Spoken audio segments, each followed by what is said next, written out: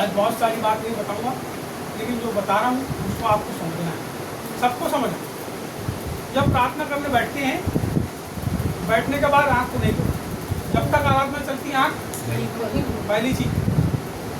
जब आप बैठते हो तो आपके मुंह को परमेश्वर ने सिला नहीं, बोलो सिला नहीं, क्या किया है?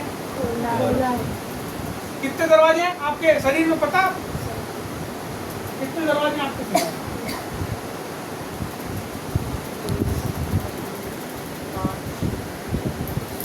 आपको मालूम है यरूशलेम में कितने फाटक थे?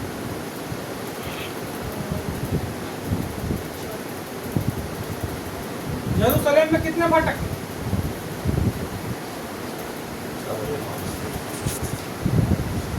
12 फाटक। बोलो 12 फाटक। 12 फाटक। वैसे ही मनुष्य के जीवन में 12 फाटक है। एक दिन मैंने बहुत प्रभु के साथ बैठ के लंबा मैं उसके साथ इसी विषय के ऊपर में चर्चा करता हूँ, और परमेश्वर ने मेरे दिमाग के अंदर ये बात को डाला कि मनुष्य के जीवन के अंदर भी 12 फाटक है। आपके जीवन में 12 फाटक हैं। अब आप कितने खोल के रखे हो और कितने बंद करके रखे हो, क्योंकि कुछ फाटक ऐसे हैं जिसका नाम कचरा फाटक। बाइबल को जब आप पढ़ते हो तो वहां पे कचरा फाटक नाम है। उस फाटक से कचरा ही फेंका जाता है। आपके जीवन में भी कुछ ऐसे फाटक है यहाँ से कचरा फेंका जाता है। सुनिए, मैं आपको बताना चाहता हूँ, बाइबल कहती है आराधना में है छुटकारा। बाइबल में लिखा है धर्मी जन की प्रार्थना के प्रभाव से बहुत कुछ हो सकता है। अभिषेक जुओं को तोड़ता है। अभिषेक कब होता है? जब आप परमेश्वर के साथ एक मन होते, एक मन होते, और बगैर प्रार्थना के एक मन नहीं हो सकते। मैं आपसे फिर से बोल रहा हूँ, आप अपने मुंह के फाटक को खोलो। बाइबल कहती है मैं उसकी स्तुति अपने ओठों से के फल से करूँ। ओठों के फल आप भेंट लेके आते हैं, है ना? भेंट लेके जाते हैं। अभी सब अपने अपने हिसाब से अपने अपने पूजा पाठ करना भी सावन चालू हो गया। क्या करते सब कोई अपने अपने झोले में भेंट लेके जाते हैं, और ले जाके आप परमेश्वर को जो आपके ओठ है इसके फल को परमेश्वर चाहता है। गाना गाने बनाने वाले ने लिख दिया आराधना में है छुटकारा, आराधना में है चंगाई, धर्मी जन की प्रार्थना विश्वास की प्रार्थना तोड़ती है सारे बंधन को। मैं आपको बताता हूँ, हम लोग जब यहाँ आराधना करते हैं मुश्किल से 30 से 40 मिनट करते हैं। बोलो यीशु मसीह जय। क्यों करते हैं? उसकी जय करने करते हैं ना, उसकी महिमा करने करते हैं ना। आप भी जहाँ जाते होगे, पहले आप जब जाते हो आराधना करने तो उसकी महिमा करने के लिए जाते हो। आपको पता है क्या होता है जब परमेश्वर की उपस्थिति होती है?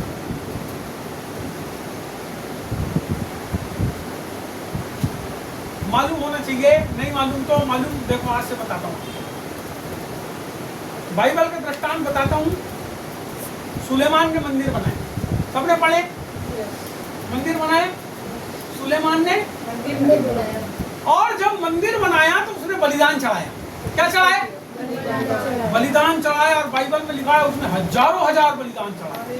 और जब वहां पे बलिदान चढ़ाना चालू किया, बाइबल में लिखा है पूरा जो मंदिर है उसका प्रांगण है अंदर का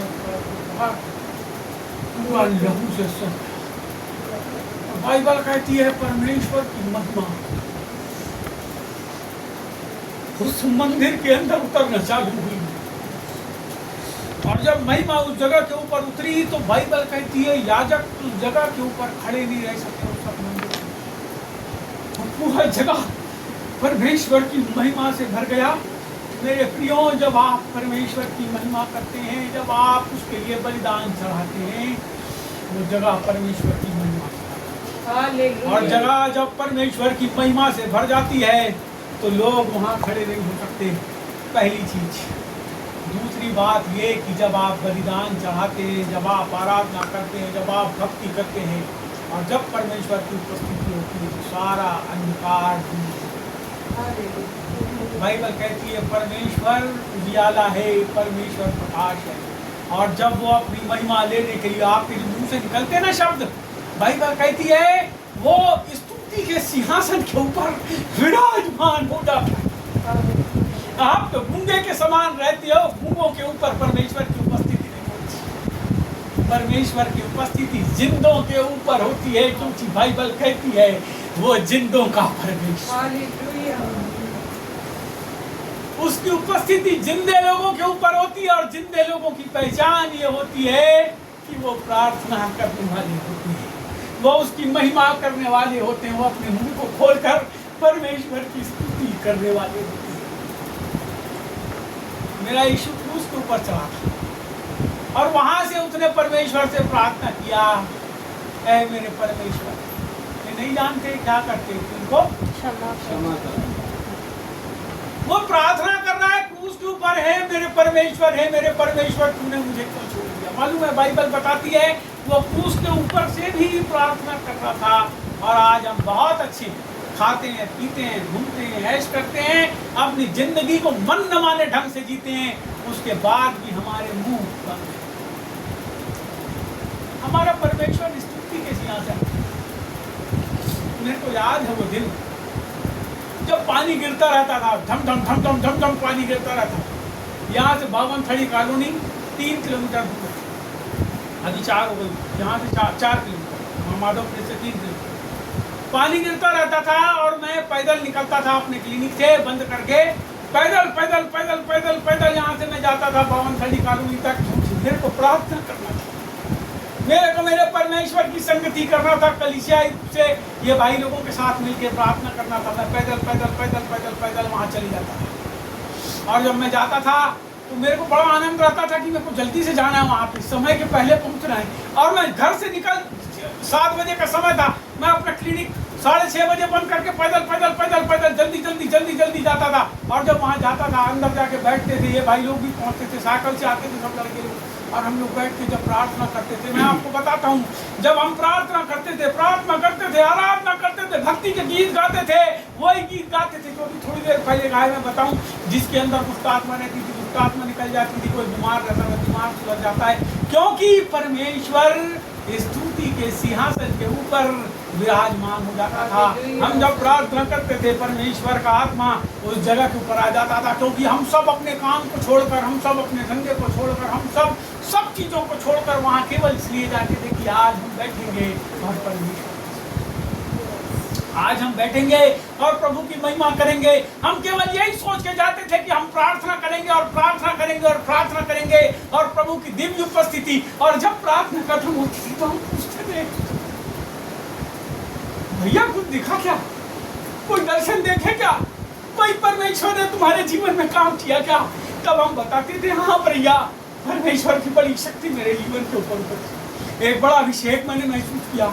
एक जन बताता था, मैंने ऐसा ऐसा बगल में देखा, वो परमेश्वर बताता है फलाने फलाने रास्ते से मैं जा रहा हूँ और वहाँ प्रचार कर रहा हूँ। मैं आपको बताना चाहता था, परमेश्वर रास्ते खोलता था प्रचार करने के, नए लोगों के जीवन के अंदर परमेश्वर रास्ते खोलता था। आराधना में छुटकारा, आराधना में, आराधना में, आराधना में हमारा जीवन होना चाहिए मेरे प्रियो। लेकिन आज हम परमेश्वर से, बाइबल कहती है तो व्यर्थ मेरी बात, बाइबल कहती है व्यर्थ मेरी, व्यर्थ करते हैं क्योंकि इनका मन मेरे पास, आपका मन प्रभु से दूर है जी। आप जब बैठते हो ना, आपकी चिंताएं आपके मन के अंदर रहती है, आपके दुख आपके मन के अंदर रहते हैं, आपके बाल बच्चे आपके मन में रहते हैं, आपके काम आपके मन के अंदर रहते हैं। लेकिन जब आप बैठो, ये सोच के बैठो कि अब मैं और मेरा परमेश्वर एक हूँ, जब आप बैठो तो ये सोच के बैठो कि मैं और प्रभु एक हो जाएंगे। जब आप बैठो तो ये सोच के बैठो कि नहीं पता कितनी देर वो मुझसे मिलेगा। मैं आपको बताऊं, मैंने इनकी गवाही आपको बताता हूँ, कैथरीन कुलमन की गवाही बताता हूँ। कैथरीन कुलमन कहती थी, जब आराधना चलती थी और अचानक से पिन ड्रॉप साइलेंस हो जाता था और मंच के ऊपर आती थी और कहती थी,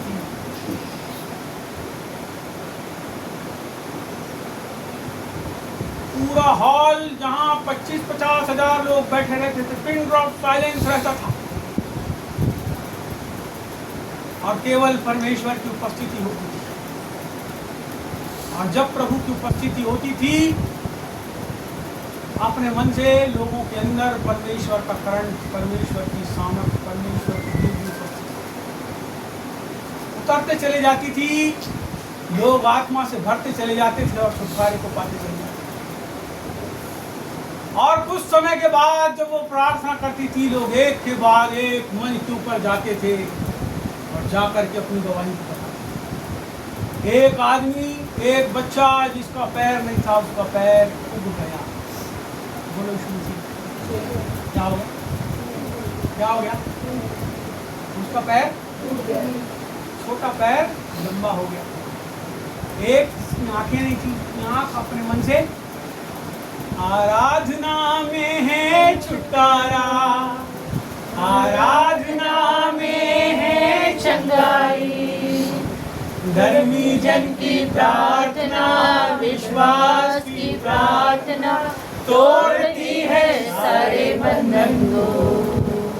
धर्मी जन की प्रार्थना, विश्वास की प्रार्थना तोड़ती है सारे बंधन को। ओ प्रार्थना करे, आराधना करे, वो अच्छा है, कितना भला है। आप केवल उसकी भलाई को लेने के लिए उसके पास आए।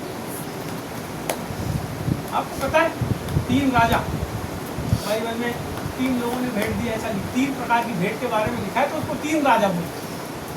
3 राजा, 3 मजूसी चले देखन को। 3 मजूसी चले देखन को। किसको? है ना? 3 मजूसी देखने के लिए जा रहे हैं। कहाँ है हमारा राजा? आकाश के ऊपर एक तारे को देखते देखते देखते देखते 3 ज्योतिषी पहुंच गए उस स्थान के ऊपर जहां इस धरती को बनाने वाला, उद्धार करता राजा पैदा होने वाला था, और वो उस जगह पे पहुंच गए। और बाइबल कहती है कि जब वो गए तो वो 3 प्रकार की चीजें, सोना, मुर और लोबान। उस जमाने में सोना सबसे बहुमूल्य था, यदि किसी के पास इतना भी था तो बहुत। मुर और लोबान, लोबान तो उस जगह पे जलाया जाता था जहाँ पे ईश्वर की आराधना की जाती। लोबान जला, मुर, लोबान, ये सब महंगी वस्तुओं में शरीक थे। वो लेके गए 3 मजूसी और उसको भेंट चढ़ा दिया। कहाँ पे मिला? कहाँ मिला वो? हाँ, कहाँ मिला वो?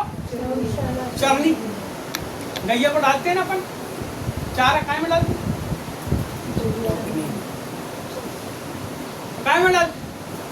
वो रहता था गंजा जैसे चरनी, उसके अंदर डालते। वो बच्चे को रखने के लिए कौन सी जगह थी? चारों तरफ से बेक। चरनी में खाया जाता है, चरनी में खाया जाता है। खा रहे हो, मैं खिला रहा हूँ, नहीं खाए तो भूखे रहोगे। अभी आपने नहीं खाए प्रभु के वचन से, भूखे रहोगे। शरणी कहाँ मिलेगी, सितारों से पूछ लो, एक ना बताए हजारों से पूछ लो,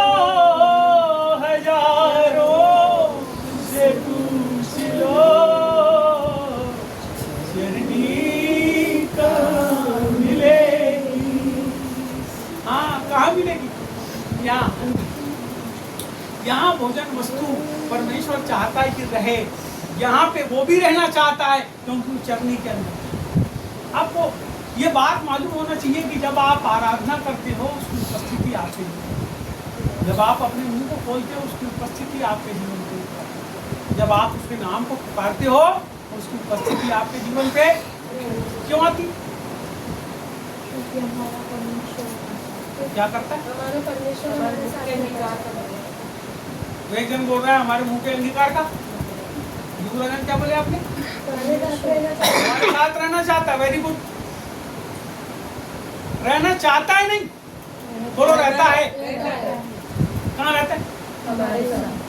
कब रहता है? कहाँ रहता है? हमारे अंदर रहता है। चलो एक पाठ पढ़ेंगे।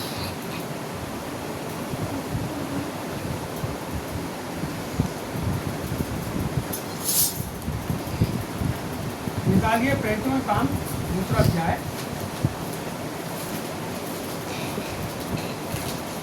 17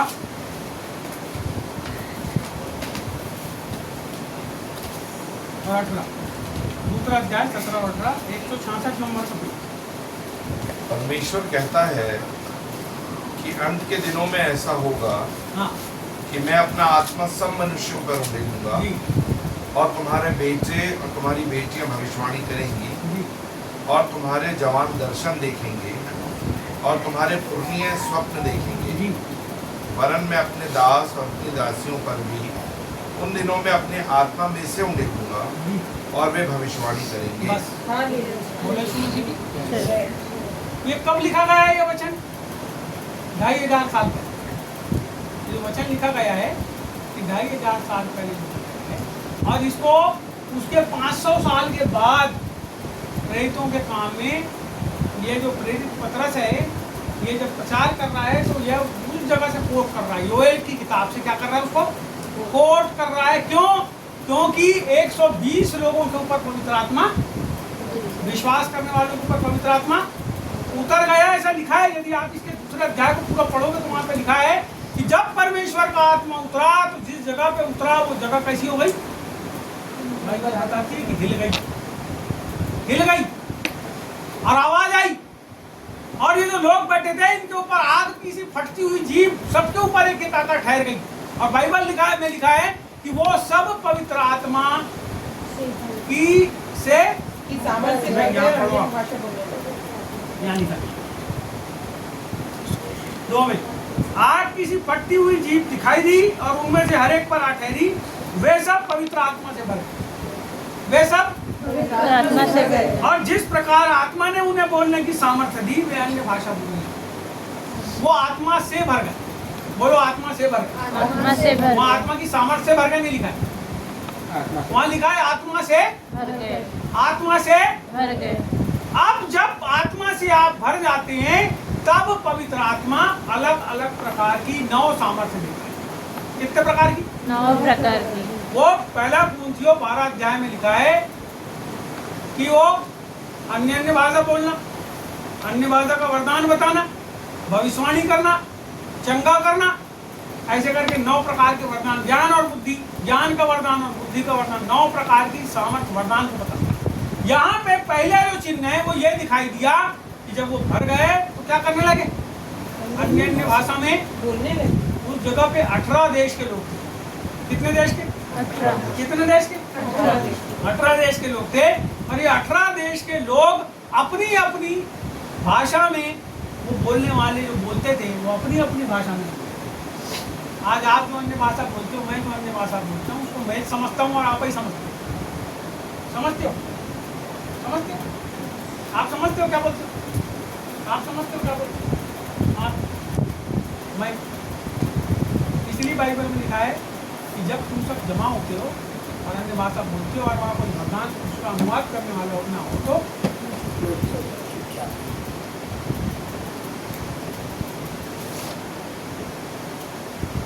परमेश्वर का आत्मा जब बोलता है तो भविष्यवाणी आपके जीवन से निकलती है। मैं आपको मना नहीं कर रहा हूँ अन्य भाषा बोलने, मैं ये बता रहा हूँ कि जब आप बैठते हो ऐसे, अभी कैसे बैठे अपन? कलीसिया में बैठे। Yes। जब आप बैठते हो तो परमेश्वर का आत्मा आपको भविष्यवाणी की आत्मा से भरता है, उसके वरदान से भरता है और आप पवित्र आत्मा। अब भविष्यवाणी का वरदान 3-4 प्रकार से काम करता है, लेकिन अभी हम फिलहाल में भविष्यवाणी के वरदान पर बात नहीं कर रहे हैं। हमें यहाँ कुछ ऐसी बात करना है जिसको आज हमको समझना चाहिए। यहाँ पे कहता है, परमेश्वर कहता है कि अंत के दिनों में ऐसा होगा कि मैं अपना आत्मा सब मनुष्यों पर उड़ेलूं। बोलो सब मनुष्यों पर। मनुष्यों पर। आत्मा किसके ऊपर उड़ने लगा है? सब मनुष्यों पर। ये कई लोग पे उड़ने लगा है। ये अन्य भाषा बोल रहे हैं तो आप ही के ऊपर उड़ने लगा है, बाजू वाले पे नहीं उड़ने लगा है। पैर नीचे करके बैठो। कैसा? सब मनुष्य। कैसा? सब मनुष्यों पर। एक पे बाइबल कहती है सब मनुष्यों के ऊपर अपना आत्मा और तुम्हारे तुम्हारे बेटे और तुम्हारी बेटियां भविष्यवाणी करेंगे। अभी हम बात कर रहे हैं आत्मा के उंगली जाने की, पवित्र आत्मा की। परमेश्वर का आत्मा हमारे ऊपर उंगेला गया। हो सकता है हम भविष्यवाणी कर रहे हैं, हो सकता है हम दर्शन देख रहे हैं, हो सकता है हम सपना देख रहे हैं, हो सकता है हम और कुछ कर रहे हैं। देख रहे हूँ परमेश्वर का आत्मा जब उतरता है तो ये सब चीजें आपके जीवन में आ जाती है। आप दर्शन भी देखते हो, आप सपना भी देखते हो, आप भविष्यवाणी भी करते हो, आप अन्य भाषा भी बोलते हो। आप किसी के ऊपर हाथ रखते हो तो बीमार भी चंगा, आप एक भूत को बोलते हो निकल जाते हो, निकल जाता है। लेकिन बात यह है कि वो कल जो भूत निकला था आपके प्रार्थना से, उसका अब आपके विश्वासी जीवन से क्या संबंध?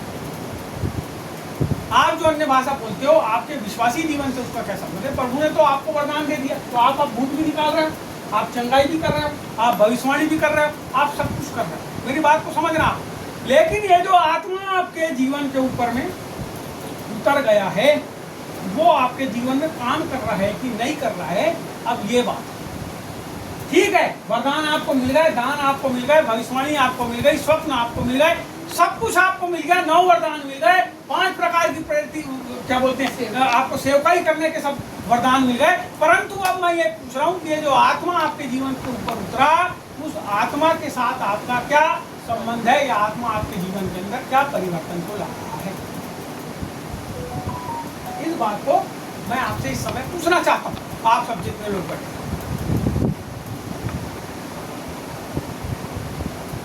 आत्मा आपके जीवन में है, दान वरदान की सामर्थ्य दे दिया, लेकिन अब वो आपके अंदर है तो क्या प्रमाण है?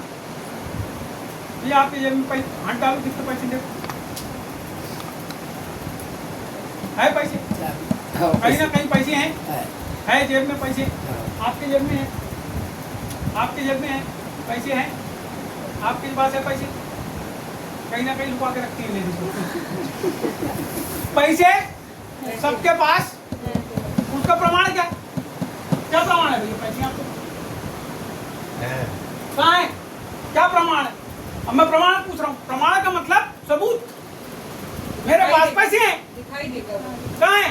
दिखाई देगा, तुम निकालेंगे तो दिख जाएगा। ये दिखाई देगा। मेरे पास है तो मैं दिखा लूँ, वहाँ पास है, दिखाओ तुम्हारे पैसे, नहीं है उसके पास पैसे, दिखा। समझो मेरी बात को, पवित्र आत्मा आपके पास है नहीं है? है लेकिन क्या प्रमाण? प्रमाण क्या है? प्रमाण ये कि हमने उसको चंगा किया, ये नहीं। प्रमाण क्या है?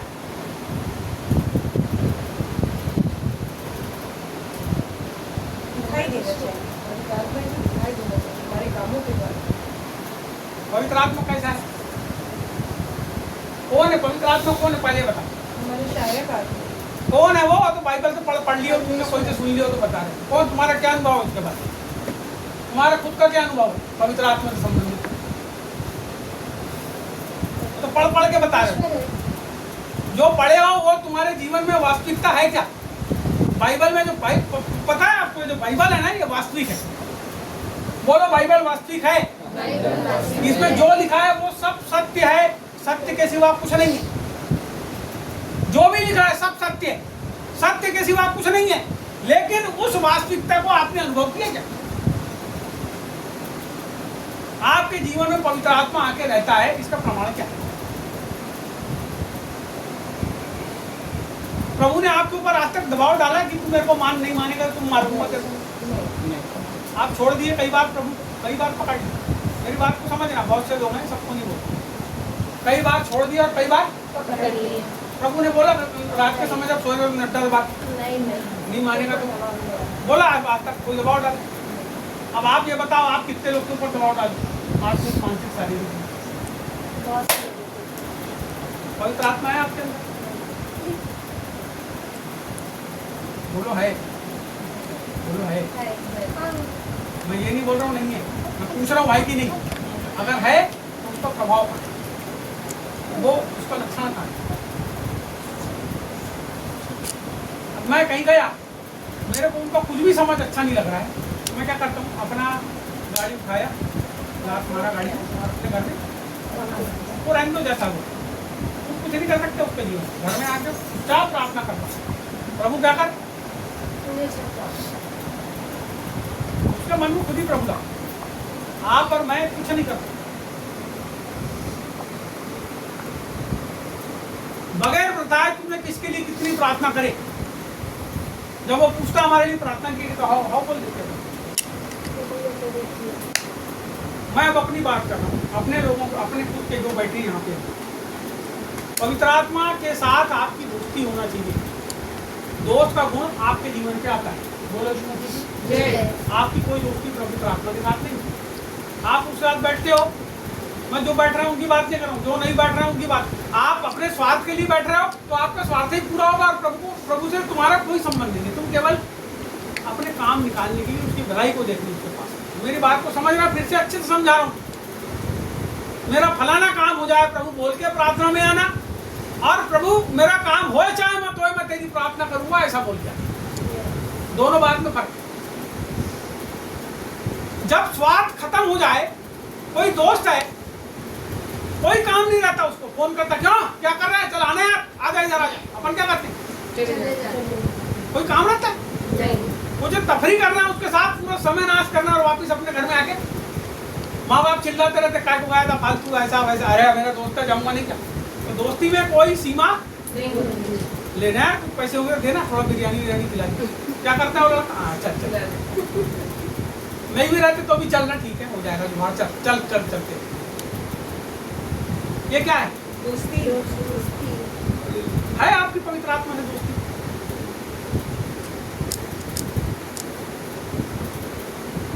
आप अपनी दोस्ती पवित्र आत्मा से बनाओ। पवित्र आत्मा जब आपके ऊपर आता है तो वो आता ही इसलिए है कि वो तुम्हारा सहायक है। बोलो सहायक। एक पति एक पत्नी का जैसे सहायक होते हैं ना, सहायता करते हैं एक दूसरे की, दलते हैं एक दूसरे को, पूरा काम करा लिए दिन भर, और पत्नी ने शाम को बोली चलो तो थोड़ा गाड़ी में जाओ घुमाने, पति बोलता नहीं बन जाए, दिन भर काम कराया बैल जैसे, बोल के बैल जैसे। पत्नी बोलते करो ऐसा करो वैसा करो, सब किया उसने, उनके पता है चलना थोड़ा सा आते पर नहीं मैं नहीं जाती, बहुत काम करती, जबकि काम उतना नहीं करती, काम किसने समझ रहा बात। आप प्रभु के साथ सहायक हो, धरती पे आप जब काम करते हो तो गाइडलाइन कौन देता है, और जब आपको धरती पे कोई चीज परमेश्वर के हिसाब से करना रहता है तो आप जब प्रभु से बोलते प्रभु ऐसा कर दो, क्या बोलते हैं प्रभु, हाँ बेटा, नहीं तो तुम गिड़गिड़ाते ही रहो बैठ। दोस्त को एक बार बोलना पड़ता है, उसके बाद नहीं भी रहता तो क्या करता है, इधर उधर से कुछ ना कुछ फोन वोन करके बोलता है यार फलाने से बात क्यों, एक बार उसके पास चले। जुगाड़ दोस्ती करो, किससे करो, सुनो। वो एक अलग समय था जब सुलेमान के मंदिर में परमेश्वर की महिमा उतरती थी, लेकिन वो महिमा अब तुम्हारे जीवन के अंदर। प्रभु का जो अनमोल खजाना है, इस मिट्टी के हम पात्र हैं, अब हमारे अंदर वो अनमोल खजाना है। इसका मतलब ये नहीं कोई कुल्हाड़ी से मेरे छाते के ऊपर हमारे खजाना निकलेगा, नहीं वैसा कुछ नहीं। अरे वो खजाना तो मैं जो काम करूंगा धरती पे उसके द्वारा क्रिएट होते चले जाते।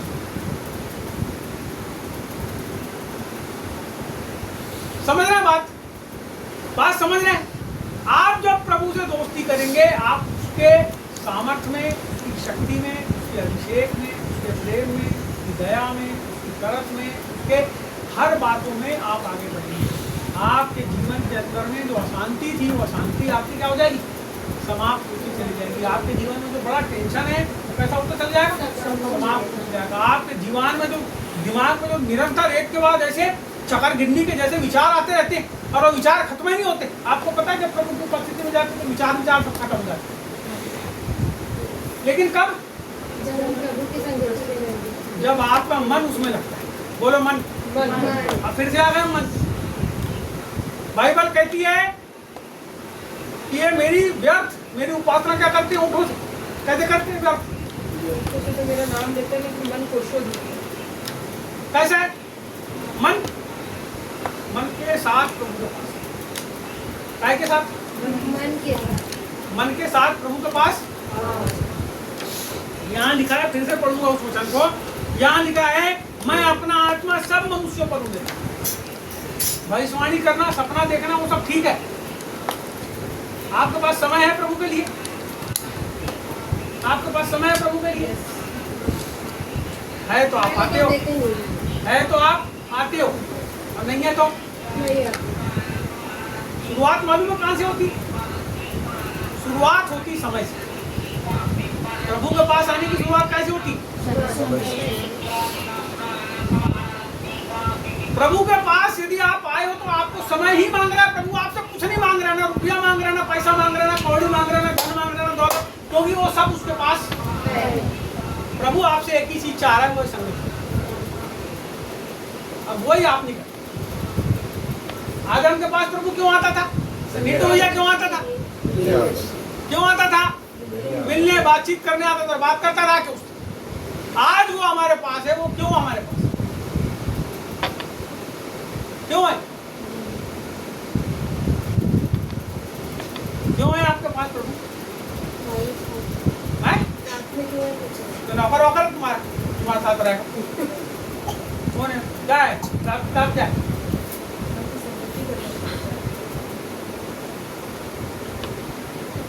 एक जन ने पिक्चर में गाना बनाया है, मेरी जिंदगी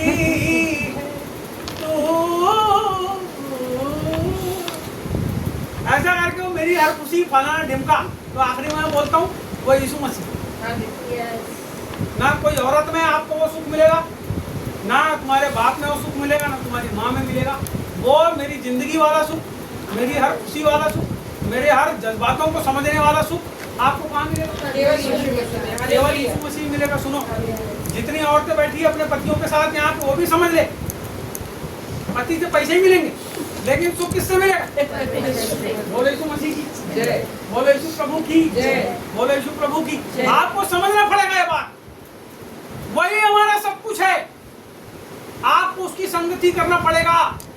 आप अपने परिवार के लिए जीते हो, वैसे ही आपको उसके लिए जीना पड़ेगा। पहला एक नंबर उसके ऊपर आपको अपने आतीत, परमेश्वर पे आतीत होना पड़ेगा। सेकंड पोजीशन परिवार पे आतीत होने का, थर्ड पोजीशन कलीसिया पे, तीसरा नंबर पे आप कलीसिया पे आते। पहले नंबर परमेश्वर पे हो, सेकंड पोजीशन पे परिवार के साथ हो, थर्ड पोजीशन पे कलीसिया में हो। जो आदमी परमेश्वर के साथ ईमानदार है वो परिवार के साथ ईमानदार है, जो परिवार के साथ ईमानदार है वो कलीसिया के साथ ईमानदार है। और जो ये तीसरी जगह आके फेल हो जाता है वो पूरे संसार में फेल। सुनो, कई लोग केवल अपने परिवार के लिए जिंदा है, उनको कलीसिया से कोई मतलब नहीं है। वो वहां पे जब फेल हो गए कलीसिया में, तो संसार के लिए भी फेल हो गए। परमेश्वर के प्रेम को बांट ही नहीं सकते हो। परमेश्वर इसलिए आया कि वो आपके साथ संगति करे, आपके द्वारा अपनी पहचान दूसरे लोगों से वो मेल जोल, मेल मिलाप परमेश्वर का मिले। धन्य में जो मेल कराने वाले, धन्य में जो मेल कराने वाले वे परमेश्वर की पुत्र कहलाएंगे।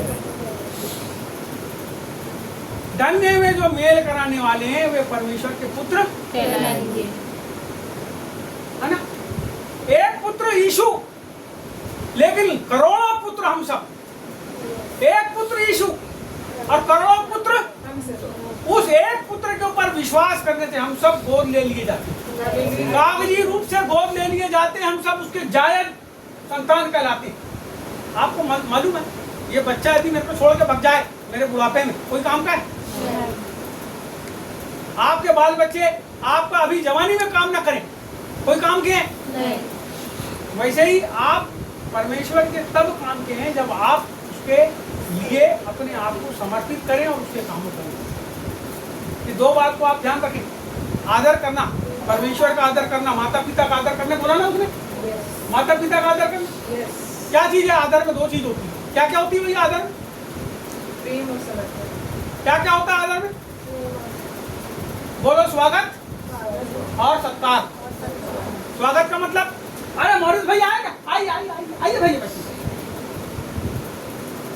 अरे ये तो भैया आइए सर, बैठिए बैठ गए। अरे भैया एक मिनट, अरे बहन एक मिनट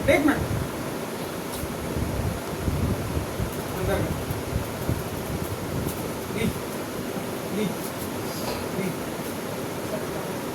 क्या है? कोई आया होगा, हटा तिरस्कार हो गया। अरे उसको थोड़ा नाश्ता, अरे बेकार आदमी, उसको नाश्ता वास्ता नहीं दे सकते हो। ना आपने स्वागत किए ना सत्कार किए, इसका मतलब आप कैसे हो?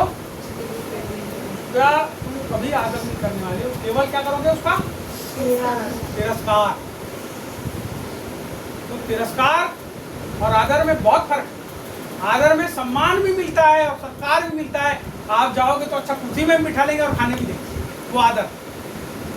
माता पिता का क्या कर? अरे उसका बिस्तर खराब है, आड़ा तिरछा है, सीधा कर दो, बढ़िया बिछा दो, हाँ सो पिताजी सो जाओ। हाँ कौन दुखता है वाले?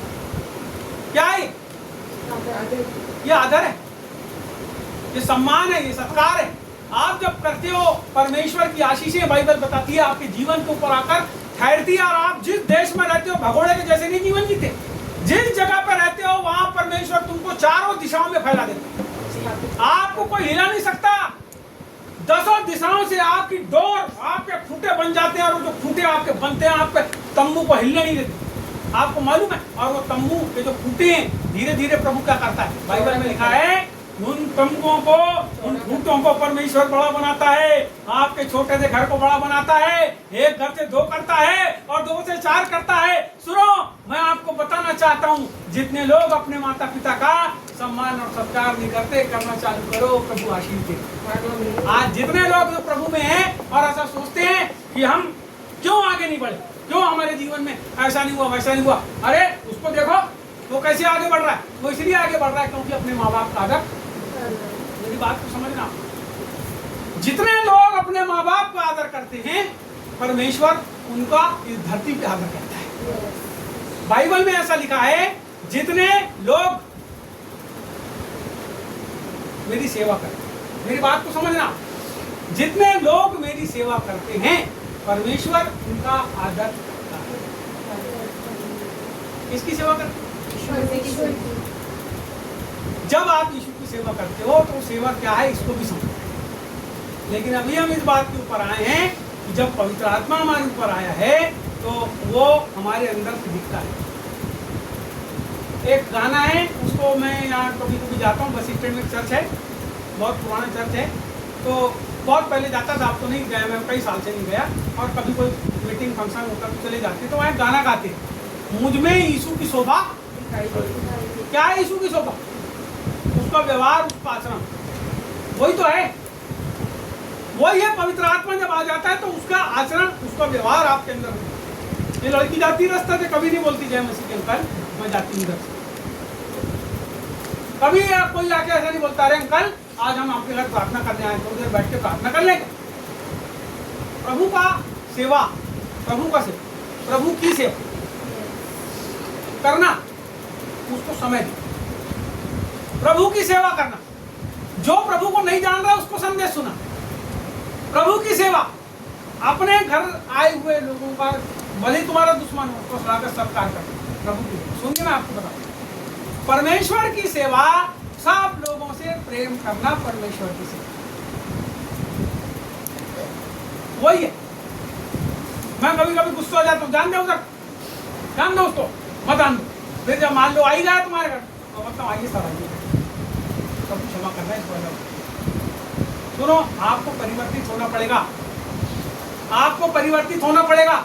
यदि आप परिवर्तित नहीं होते तो फिर मुश्किल है कि जो वातावरण आपके आसपास का है आपके लिए परिवर्तित। आपके परिवर्तन से ही सब कुछ परिवर्तित होता है।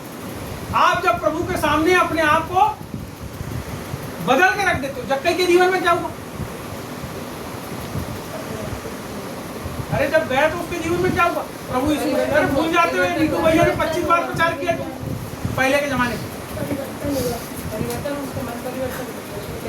क्या किया उसने? जिसका डबल बल दे दिया सबको, और सब हो गया वाला, प्रभु कंटा तोड़ दिया। मैं प्रभु ने बोला आज तेरे घर में, उसके बाद बोला, उसके पहले नहीं बोला। समझ रहे मेरी बात? जब तक वो बदला नहीं। आप सुनो, यहाँ पे पवित्र आत्मा आपके जीवन में आया और आप वैसे ही हो और बदले नहीं, तो प्रभु कुछ बोला क्या? तब क्या बोला? आज इस घर में, सुनो फिर से आप समझो इस बात, आज इस घर में पहले प्रभु को बिठाला, अच्छा खिलाया पिलाया, उसके खाते पीते तक क्या क्या किया उसने, जल्दी जल्दी सब तिजोरी खोल के पैसे ले जाओ, बोले तुम्हारा लिया था, ये लिया था, वो लिया था, वो। हाँ, प्रभु खा पी गए जब बिल्कुल फ्रेश हो गया, क्या हुआ? आया, बोले प्रभु मैंने जिसका लिया था उसको सब। हाँ, बोले आज इस घर में अब तू बदल गया, तू बदल गया। बस यही एक बात है जो ये बताता है कि तेरे ऊपर उद्धार है, मेरे ऊपर उद्धार है। यदि मैं बदला नहीं तो काय का उद्धार है? ज्यों की लंका त्यों, कोई कोई बोलते हैं, है ना? बोले बपतिस्मा लेने के पहले सूखे पापी थे, अब बपतिस्मा ले लिए तो गीले पापी हो। पापी तो हो जब, इसका मतलब उद्धार नहीं हुआ है। परिवर्तन आवश्यक। और पवित्र आत्मा जब हमारे जीवन पे आता है तो क्या होता है? परिवर्तन। ये पूरे संदेश की 2-3 बात मैं आपको बताई, खत्म करूं। पहली चीज, परमेश्वर आपसे आपका समय चाहता है। दूसरी चीज, परमेश्वर जब आप समय देते हो तो आपके ओठों के फल को चाहता है, बलिदान को चाहता है। आप उसको धन्यवाद स्तुति के साथ, अरे जब यहाँ अगली बार आराधना करो ना तो आस पास जिसके भी घर में भूत होगा उसके घर का भूत निकल जाना चाहिए। समझ रहे हो मेरी बात? जिसके भी घर में, ये बाजू वाले घर में भूत होगा, ईसाई रहते हैं बाजू, इधर बाजू में कोई रहता है उसके घर भूत हो, उसका भूत निकल के भाग जाना चाहिए उसके अंदर से। उसको न बदला बदला महसूस होना चाहिए, और वो भी सोचना चाहिए यहाँ प्रार्थना हुई तो मेरे घर में ऐसा कुछ, चल एक बार मैं आ सकता।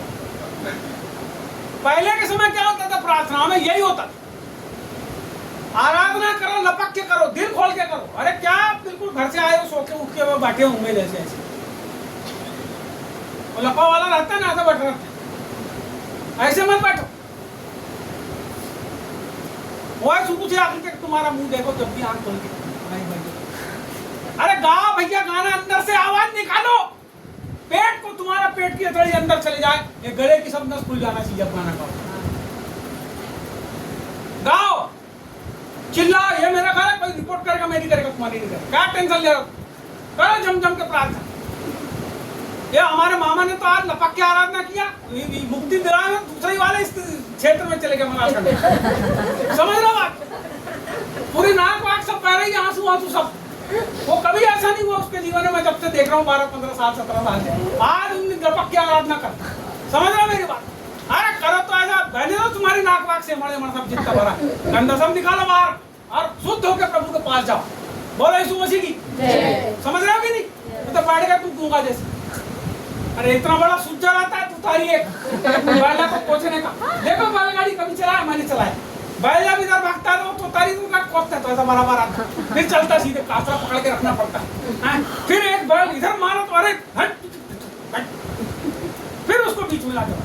तो बैलगाड़ी के बैल जैसे मत कि तुमको, और मालूम है उसको पुट्ठे के पास की जो चमड़ी रहती है कैसी हो जाती है, कोच कैसी होती है भैया? देखो गांव के भैया बराबर होता है, काली हो जाती, क्योंकि उसको इतना कोसते हैं कि फिर असर नहीं होता बैल को। वैसे वाले मत बनो, उतारी वाले बैल मत। बोलो यीशु मसीह। प्रार्थना करने के लिए तुतारी, मुंह बोलने के लिए तुतारी, मुंह से धन्यवाद दो उसके लिए तुतारी, सब चीज के लिए तुतारी होना। समय पे आओ भैया तुतारी, 10:30 बजे को तुम 11:30 बजे आते, कोई तो 11:15 बजे आते तुतारी। बोलो यीशु मसीह। मैं तुतारी दिया हूँ तुमको 4, घर में जाकर लिख लेना कागज। पहला क्या देना है प्रभु को? समय। दूसरा क्या देना है? तीसरा क्या देना है? बताओ तीसरा। जब ये दोनों देते हो तो मन से। तीसरी बात कैसे दो? मन से। जब आप प्रभु की आराधना में आते हो सब चीज को बाहर छोड़ जाओ। अपने घर में भी जब घुटना में टेक के बैठते हो तो सब चीज को भूल जाओ। ये 4 चीज को आप ध्यान रखो। आप जब प्रार्थना करोगे स्वर्ग की उपस्थिति आपकी, ठीक है? समझे बात? खत्म करें। जय